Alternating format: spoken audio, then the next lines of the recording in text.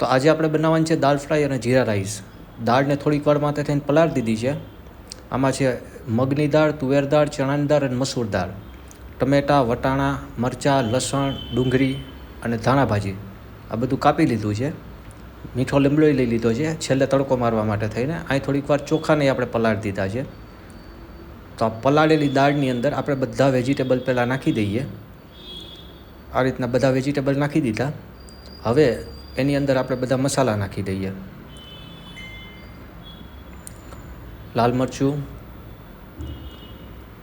હળદર અને ધાણા જીરું અને સ્વાદ પ્રમાણે મીઠું, આ બધું નાખી એને કરી લઈએ આપણે બધું મિક્સ થઈ જાય પછી આને કુકરનું ઢાંકણું બંધ કરી દઈએ અને 5 થી 6 સીટી વાગે ને ત્યાં સુધી આપણે ધીમા તાપે એને ચડવા દઈએ. અને આ બાજુ આપણા બની રહ્યા છે ભાત. તો આ ભાત થઈ ગયા છે, મસ્ત ઓસાવી લીધા છે. હવે આના ઉપર આપણે તડકો મારી દઈએ અને દાલ ફ્રાય ઉપર તડકો મારી દઈએ. તો ઘી ગરમ થઈ ગયું, એમાં નાખી દીધી રાઈ, હિંગ, મીઠો લીમડો. તો આ દાળ ઉપર તડકો લાગી ગયો ને એવો જ તડકો જીરાનો આપણે અને કાજુનો ભાત ઉપર મારી દીધો. તો હાલો બધા દાલ ફ્રાય અને જીરા રાઈસ ખાવા માટે થઈને.